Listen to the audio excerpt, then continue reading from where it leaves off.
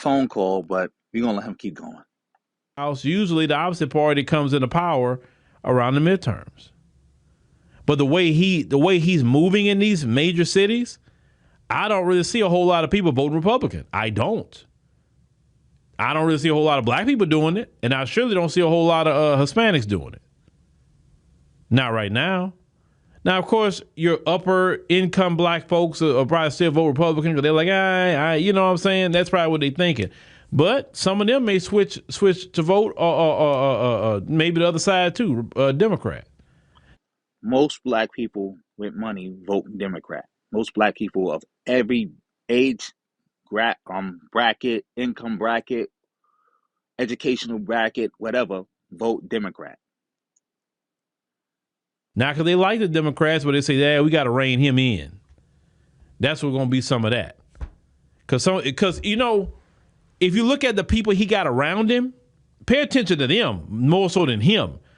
He got a lot of characters around him that's hardcore white supremacists. This time around. That's how it was the first time around. And it's more so this time around. And you were warned. Again, from Project 2025 to all the people he had around him, we all knew what type of person he was.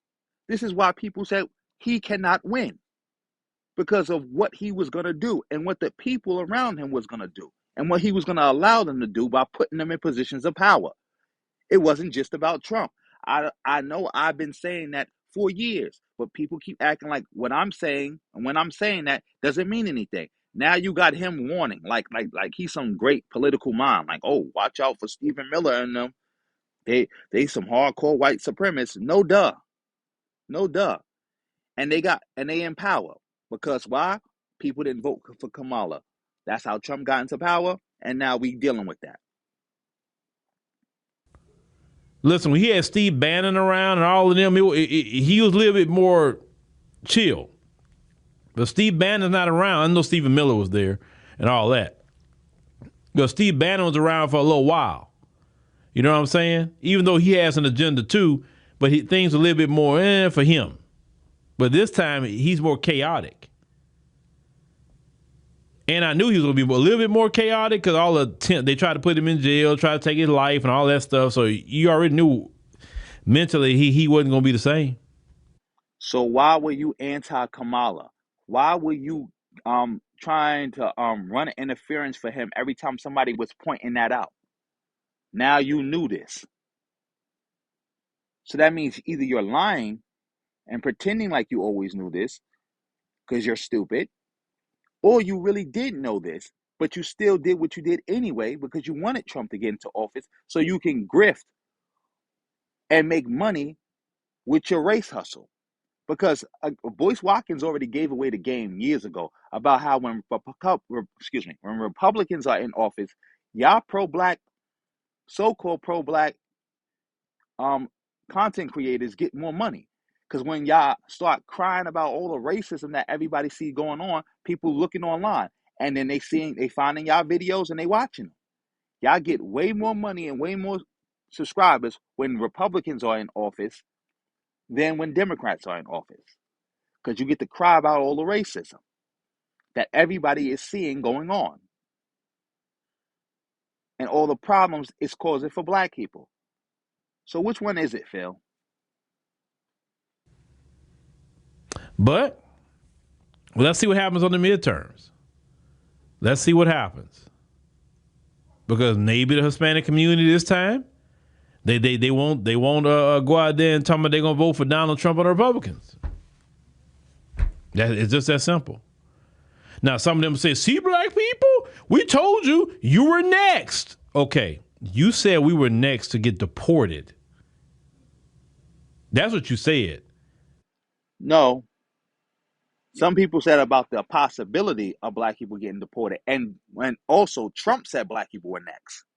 So when people were saying that, oh, black people, you're next, because Trump was saying you're next. Also,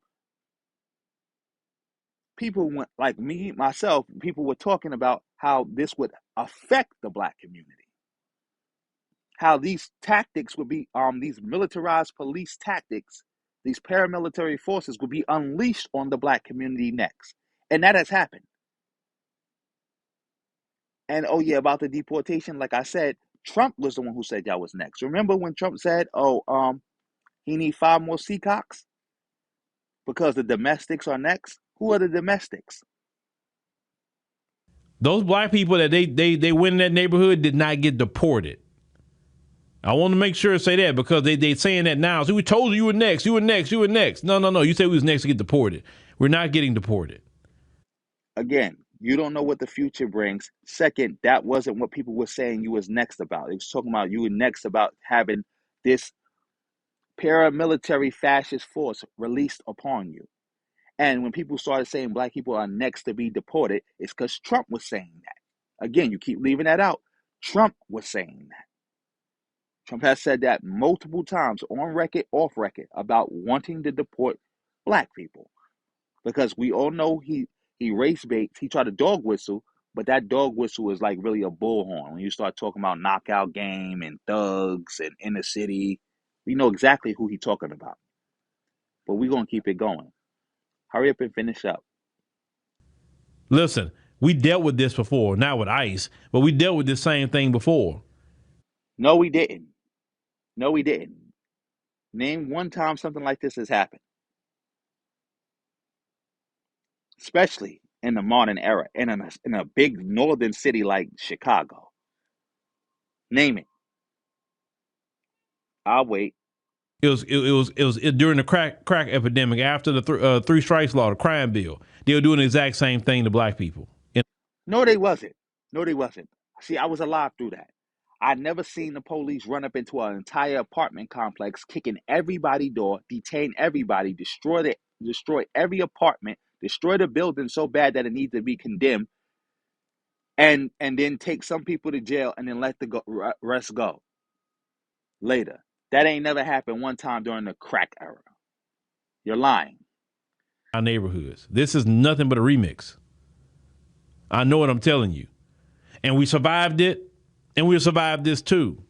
Because we are survivors, and we are people that will thrive in the middle of chaos. So no, they can't mass deport black Americans.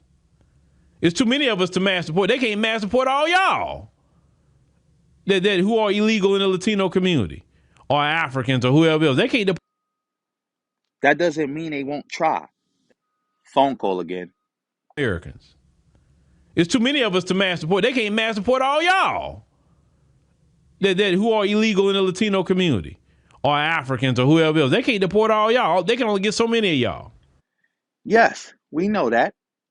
But also that ain't gonna stop them from trying. And who cares if they don't get everybody? There's 50 million black people in this country. If they only deport, let's say, 500,000 black people, that's still a lot of black people that got deported. Like how many times have we seen um, governments throughout history try to eradicate a whole group of people? They never get them all, but they get a lot to cause enough confusion and problems. Because again,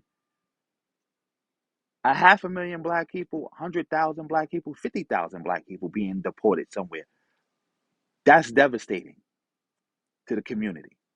So let's stop playing this, well, they can't get us all game. Because we watching the devastation. You just was talking about the devastation to the Latino community. And they ain't getting them all. They ain't even getting most of them. But it's causing a lot of problems in their community. And it would do the same in the black community if they came after black people this way. And they don't have to get us all. They trying to scare you to the point where you self deport because more you self deport is easier than them going and get you. But And you don't think that's going to happen to the black community? If you start seeing more and more raids like this, like they did on South Shore, and they start seeing that black people being accused of crimes or being disappeared, being put on plantations, because again, y'all forgot about the camps that they want to build, more so for black people than just straight deport you out the country. Or sending black people to CCOT or sending them to Africa, because I know you know about that, where they trying to buy land in Africa where they could just send people to, so they technically not deported. Because they could say that America owns that land, so technically you're not outside of America. You're still in the jurisdiction. I know you heard about that. If we start seeing stuff like that, there's going to be tens of thousands of black people who are going to leave this country on their own. No, we're not next to be deported. We're not next. And we were never off the menu. Okay. We always been on the menu for us to be targeted. So you're not telling, I mean, listen, this is a country that we've been dealing with. We know this place. We know it.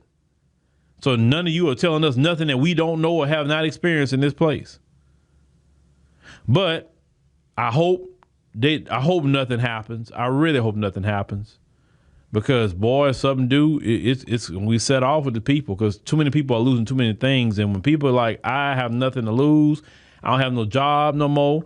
Again, why are all these people losing all these things? Who's responsible for that?